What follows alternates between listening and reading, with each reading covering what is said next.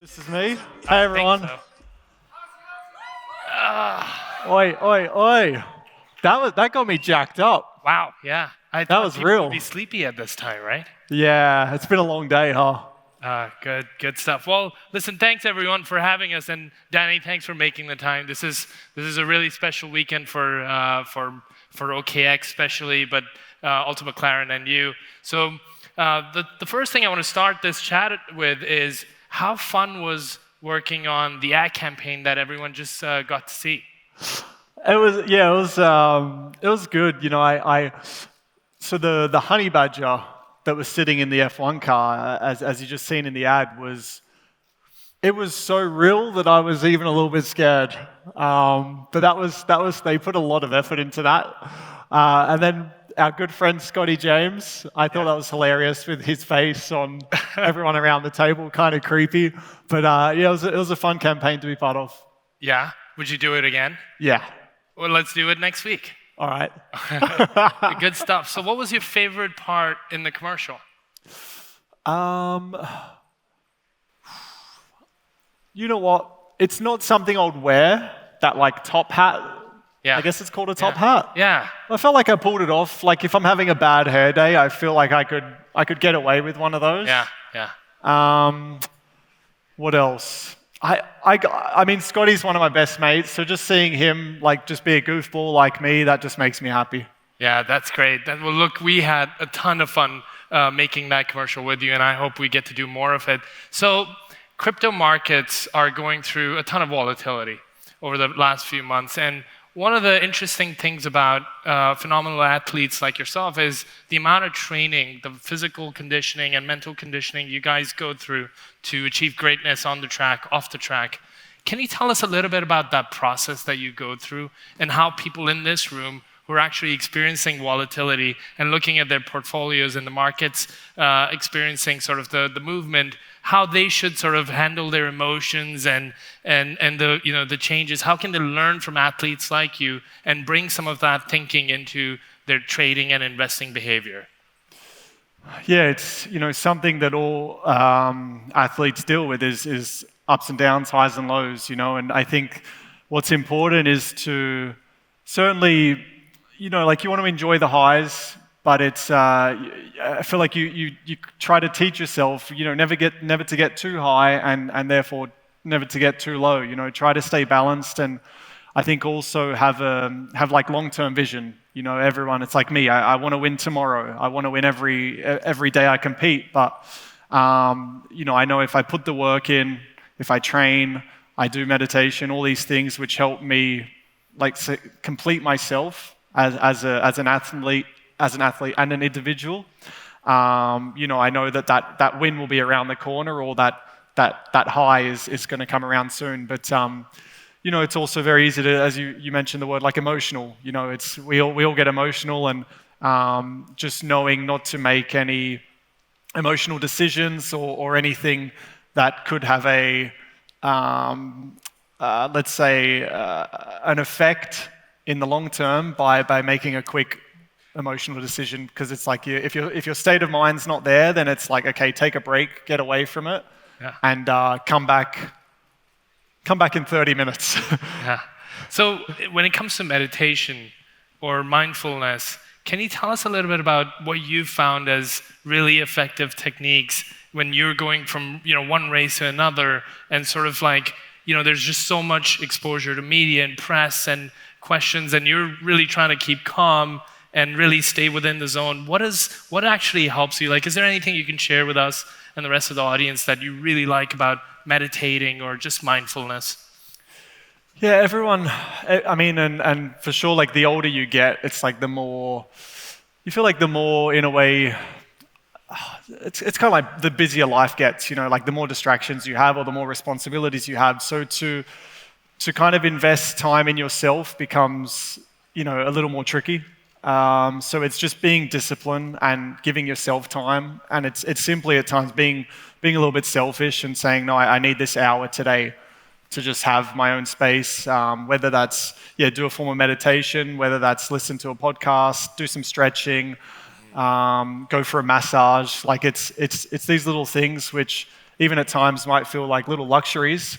But it all helps, you know, and I think everyone needs to just have that time to reflect. You know, when you're with a group of people or with friends, you know, it's great, but you don't get like really much reflection time.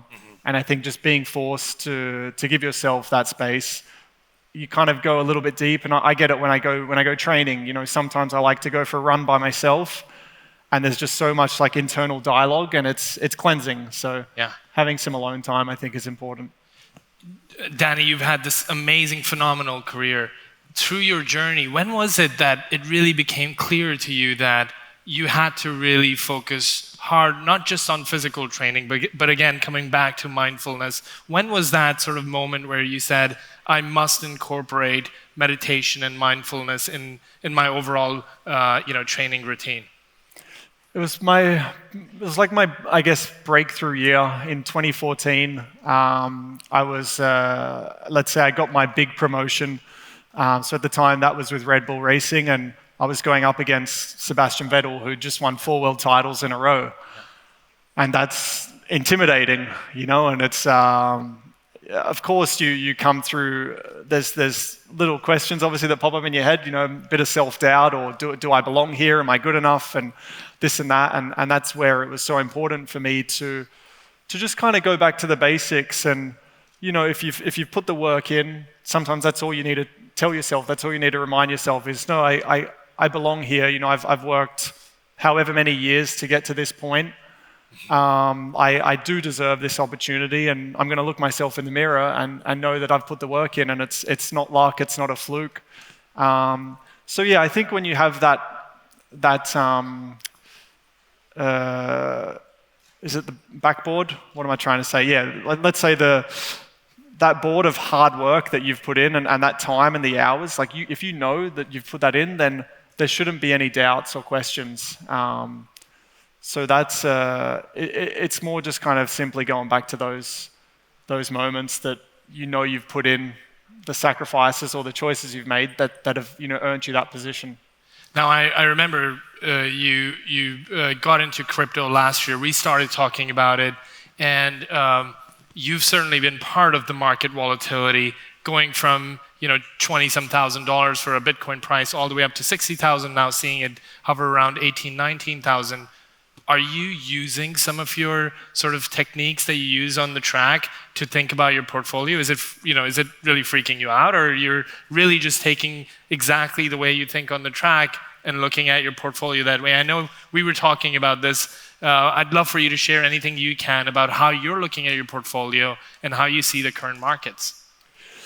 Yeah, it's, I mean, look, for a race, it's sometimes being, and I think, yeah, going back to like racing analogies or things that I do, there is a lot of parallels. And, you know, having, how do I say, like in a race, I think I lost my train of thought, but, you know, like being impatient or, you know, going for, I mean, it's a long race. Here it's 60, I think 60 laps, 61 or something. Yeah.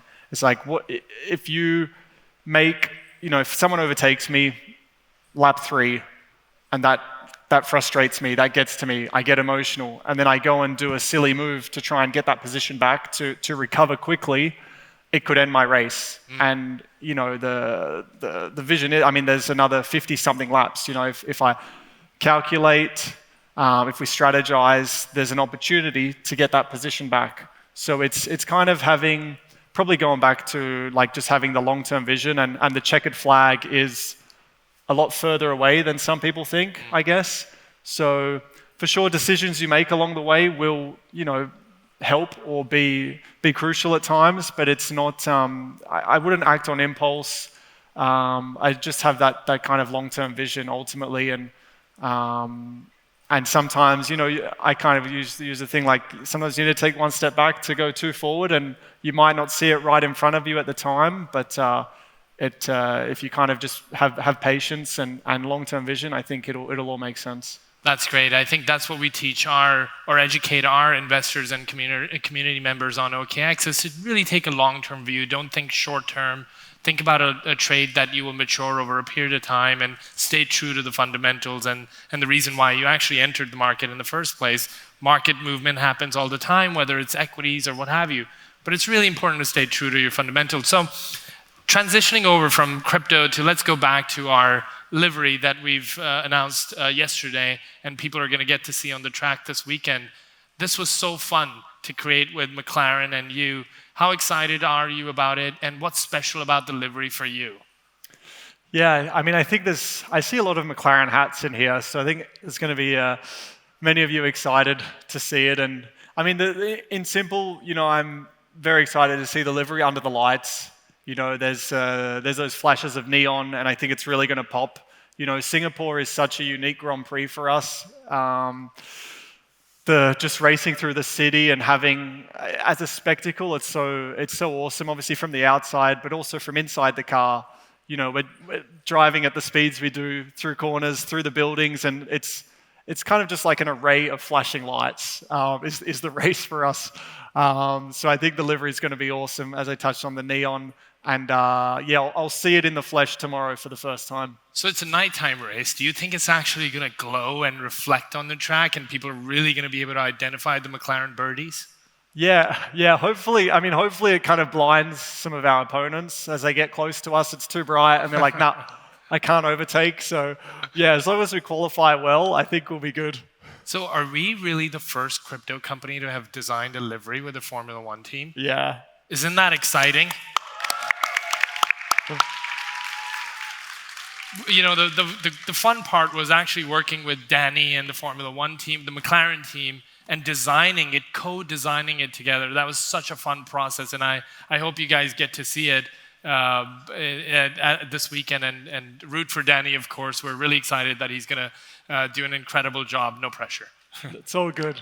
I like pressure. Yeah. So you've been using the OKX wallet. Can you tell us a little bit about what's your experience been? Are you loving it? What's been sort of your experience overall since you've started to use it? Yeah, it's been a good experience. I was pretty new to this around a year ago, so I was very curious to get into it and just learn more. It was one of those ones where conversation at a table. Everyone was talking about it and I was like, okay, I need to be part of this conversation, and to a point where, with the OKX wallet, I was using it a little too often actually. Where my team were like, all right, focus more energy onto your your driving side of things. Yeah. But no, it's been great, and I've got some of my mates onto it as well, and they're loving it. So I gotta ask, when DR NFT? It'll come. Yeah. It'll come. It's a work in progress, but it is something. It's certainly that us as a team are certainly putting a lot of thought into, and let's say watch this space. How about this? How about we just get a quick vote from people? How many people here would love to see a DR NFT? Oh, that's some quick hands. Whoa! All right. I guess you've got a ton of buyers here. No, the wheels are already in motion, so good to know there'll be some interest. There's such huge demand. No pressure. So, what's that?